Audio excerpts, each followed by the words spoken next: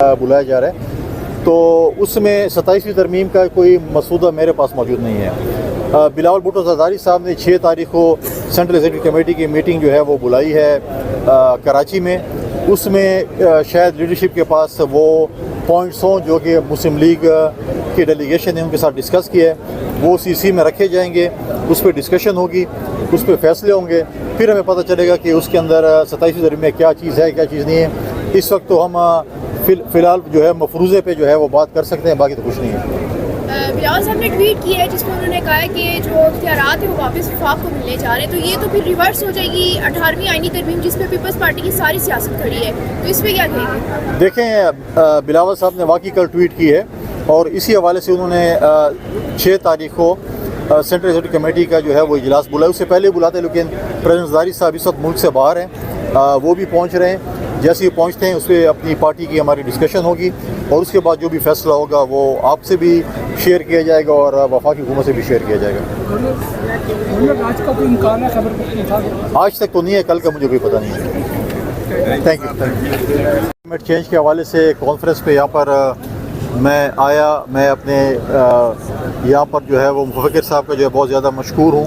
کہ climate change کے حوالے سے جو دنیا میں تبدیلی آ رہی ہے اور پاکستان جو ہے اس وقت جو ہے میں سمجھتا ہوں کہ اس کو بھی ہمیں اس پہ بہت کام کرنا پڑے گا، اور ہماری یوتھ جس قسم کی یہاں پہ انگیجمنٹ کر رہی ہے کلائمیٹ چینج کے حوالے سے، انہوں نے اس ایونٹ کا start governor house Khyber Pakhtunkhwa سے لیا اور آج اسلام آباد پہنچے ہیں، اور میں ان کے لیے دعا گو ہوں کہ اللہ تعالیٰ کو کامیاب کرے، اس طریقے سے ہمارے یوتھ میں یہ جذبہ پیدا ہو تاکہ ہم کلائمیٹ چینج کے حوالے سے جو ہے اس کے اوپر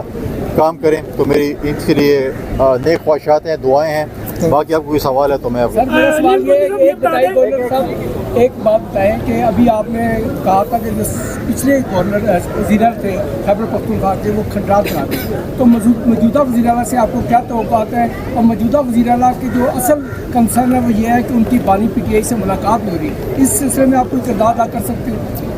دیکھیں، میں اس لیے کہہ رہا ہوں کہ پچھلا وزیر اعلیٰ جو ہے وہ ہمارے صوبے کو کھنڈرات بنا کے اس لیے گیا ہے کیونکہ آپ مجھے بتائیں کہ ان کے جو 1.5 سالہ دور تھا اس میں 2 بجٹ گزرے، ہمیں ایک میگا پروجیکٹ بتائیں کہ وہ ہمارے صوبے کے لیے لائے ہوں۔ ہمارے صوبے کے مسائل تھے، ہمارے صوبے کے وسائل کی باتیں تھیں، ہمارے میگا پروجیکٹس تھے، کسی پہ انہوں نے توجہ نہیں دی، بلکہ روز ان کی خواہش تھی کہ میں اسلام آباد پہ چڑھائی کروں اور پھر بھاگم 13 ضلع کراس کر کے واپس میں پشاور پہنچوں۔ میں نے پہلے دن ہی کہا تھا کہ جس دن PTI کو پتہ چلے گا کہ میر صادق اور میر جعفر کا کردار PTI میں کون ادا کر رہا ہے تو پھر ان کو صحیح معنوں میں چیزوں کا پتہ چلے گا۔ تو میرا سوال یہ ہے کہ میرے شہر کا وزیر اعلیٰ تھا، میرے علاقے کا تھا، اس کو کیوں نکالا؟